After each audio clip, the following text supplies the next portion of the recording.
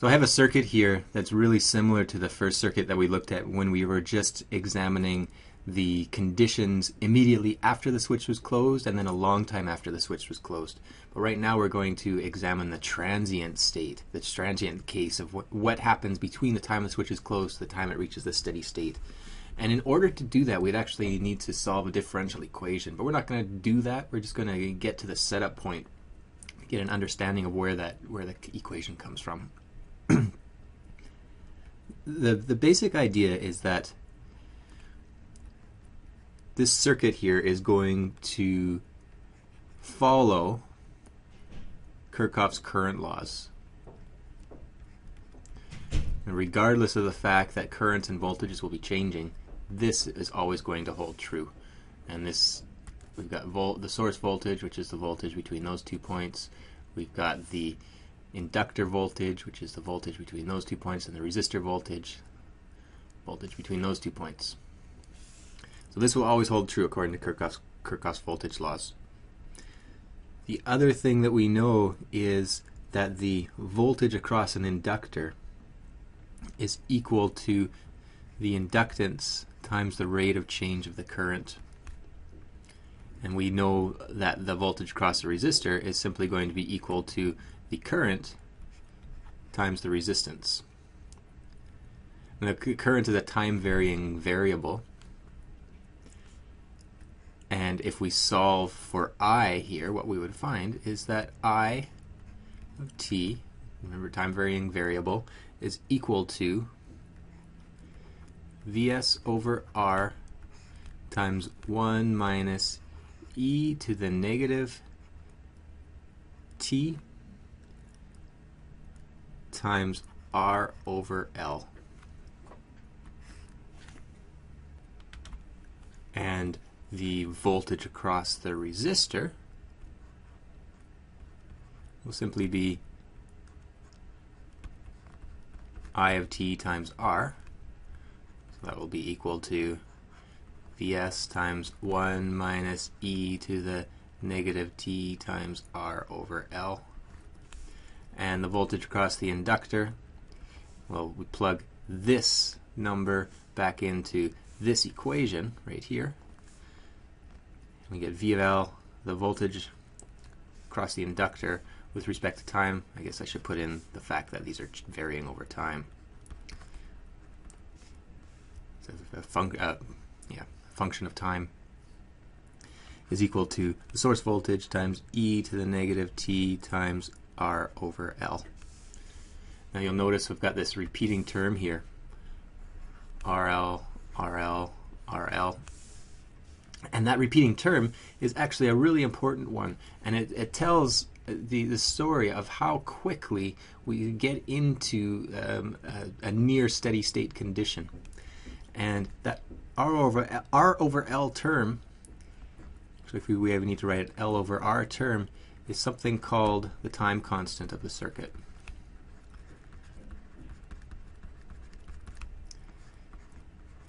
So it doesn't matter. No, and just imagine it doesn't matter what the values of R or L are for determining the shape of these equations if we were to graph them out. But what it does determine is how quickly we reach the steady state.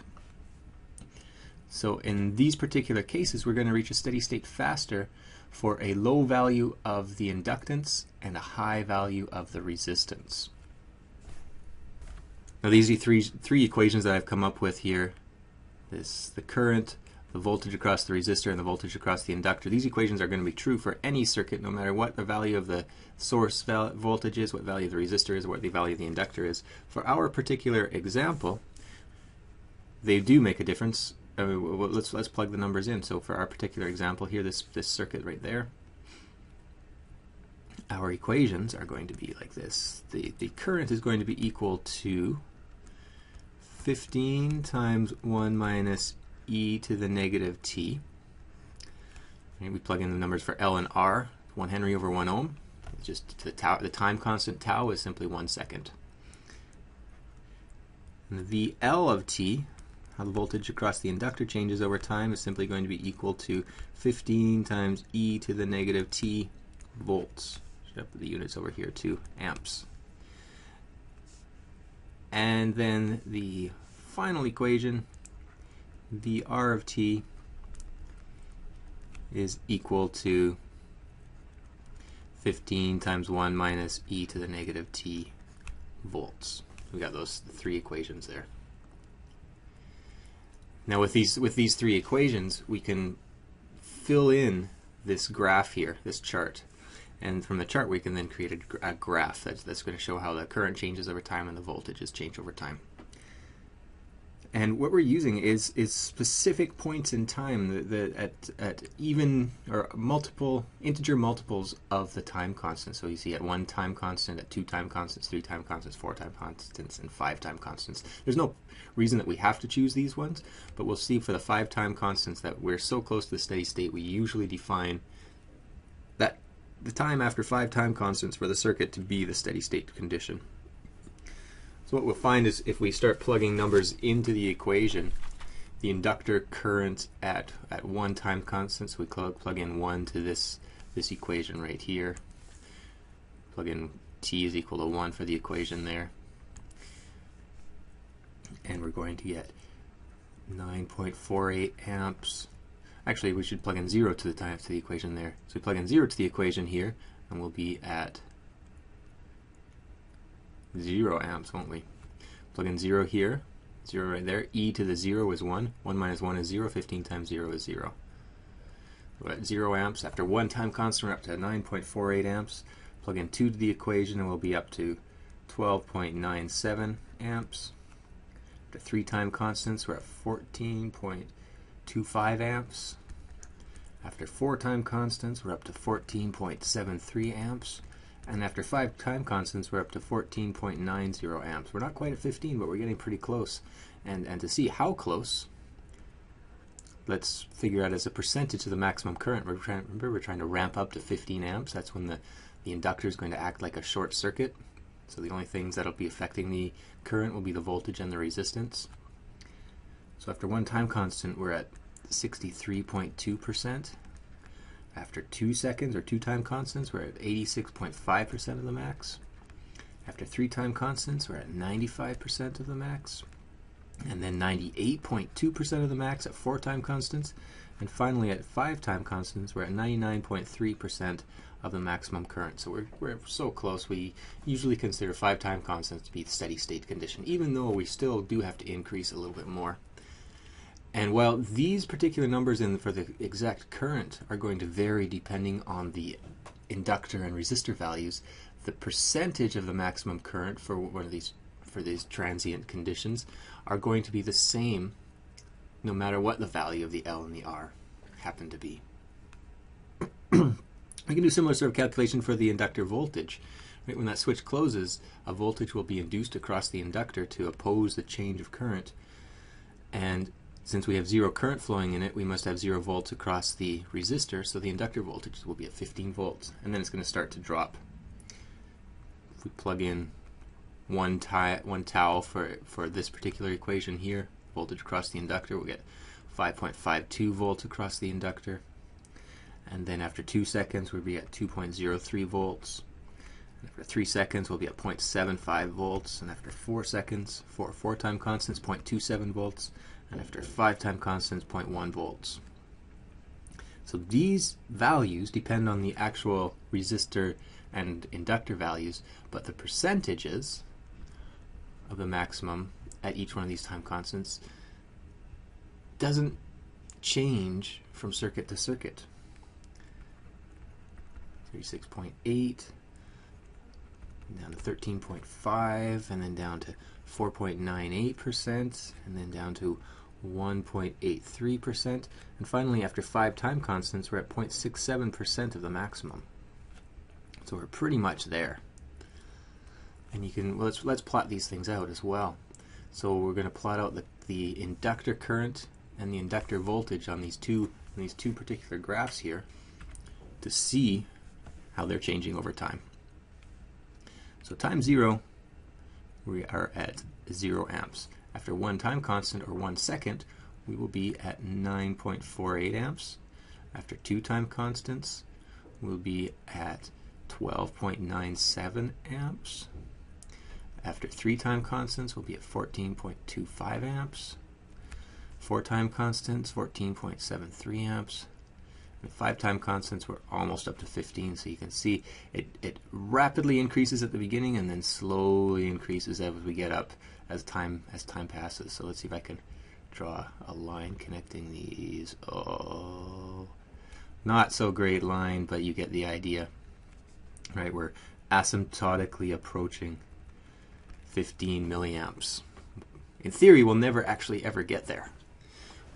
But in practice, we could say after 5 time constants, we're pretty much there. Now going the other way, the voltage across the inductor is going to decrease. It starts at 15 volts at time 0, and then it drops down to 5.52 volts after 1 second or 1 time constant. After 2 time constants, it drops down to just over 2 volts. After 3 time constants, it drops down to 0.75 volts. After 4 time constants, 0.27 volts, and after 5 time constants, 0.1 volts. So it's almost down to 0. Now let's see if I can draw the line here. See, it rapidly decreases in voltage and then starts leveling off as time goes on. And oops. And we approach. Can't draw that last little bit.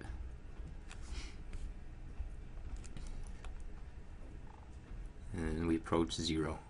And we're pretty close to 0 after 5 time constants for this circuit, which is 5 seconds. But like I said, these same graphs can apply to any circuit, circuit where we're closing the switch to start to complete a circuit with an inductor and a resistor in it. So this is the inductor transient when you close a switch for current, and this is the inductor transient when we close a switch for voltage. Now let's look at de-energizing transients. So this is the case where we have some current flowing in a circuit, and we switch the switch to disconnect it from the power supply, and then we've got all this energy in the magnetic field around the inductor, and that energy has to be dissipated through the resistor, so de-energizing the magnetic field. Now we go through the same analysis, looking at this circuit, how much current will be flowing in this circuit, how much current will be in the circuit before this switch is moved, and then the instant the switch is moved, we'll have the same amount of current, but we no longer have a source, so all of the energy will go through the resistor, all the energy from the inductor will be dissipated through the resistor, and once all that energy is gone, then the current stops. And we can apply Kirchhoff's voltage laws, and then we have to solve differential equation, and what we end up with is the current through the inductor is equal to whatever we started with, the initial current,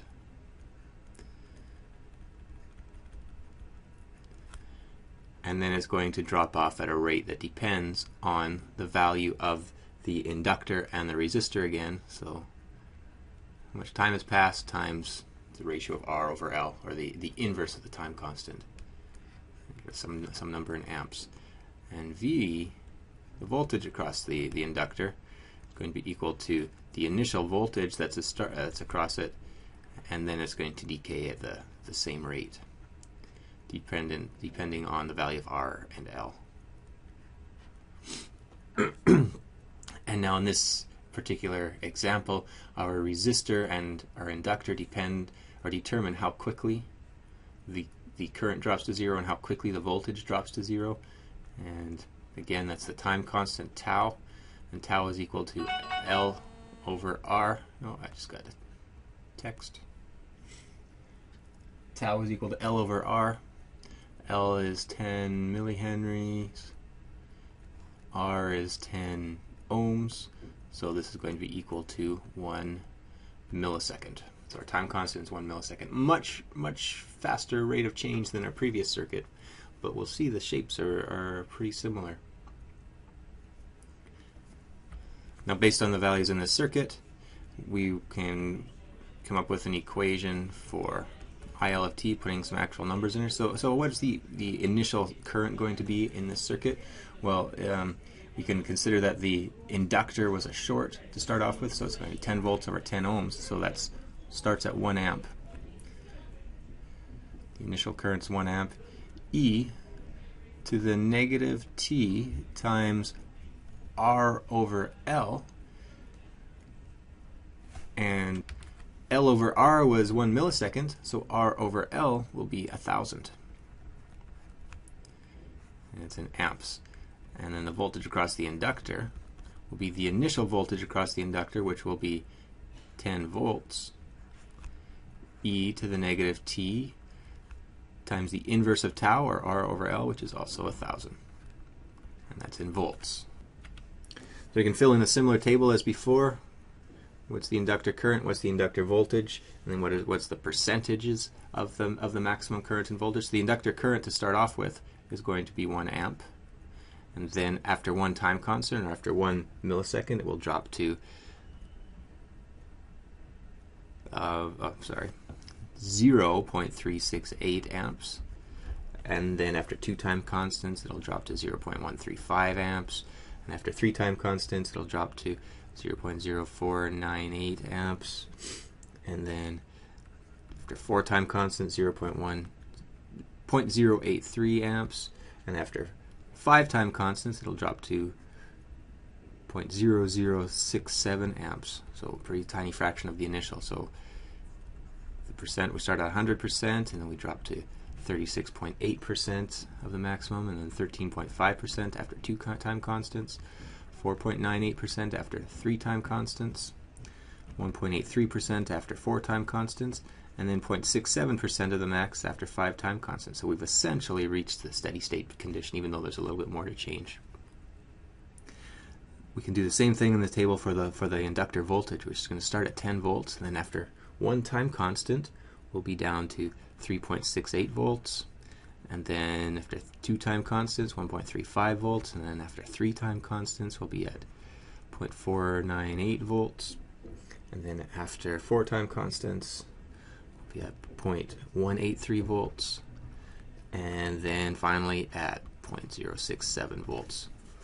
And the percentages in the max voltage are going to be the same as the percentages of the max current, so I won't fill in that table. Finally, we can take this table and put it in a graph. Oh, I think I got these units wrong here in the graphs. Just give me a sec to change.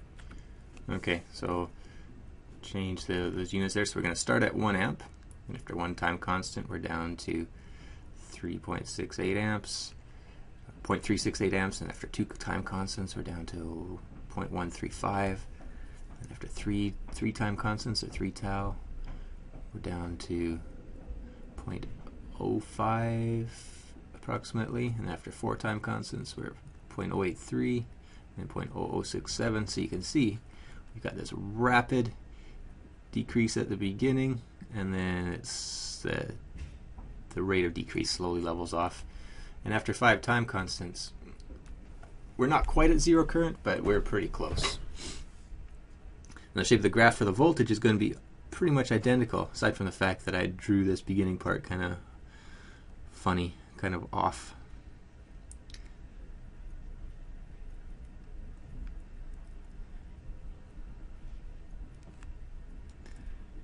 Three time constants, 0.498, 4 time constants, 0.183, and 5 time constants, 0.067 volts.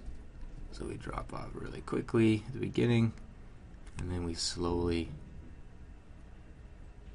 drop off towards the end here. And after 5 time constants, we're almost at 0 volts, but not quite. So now you've got an idea of what happens between the time that a switch opens or closes to the time that we reach a steady state, and this is the transient state. As things are changing, how do they change? Well, we've seen that they change very quickly at first, and then they change very slowly towards the end. And in fact, in theory, we should always be approaching the steady state and never actually reaching it. But in practice, we say that after 5 time constants, and the time constant depends on the value of the inductor and the resistor, then we will be at steady state.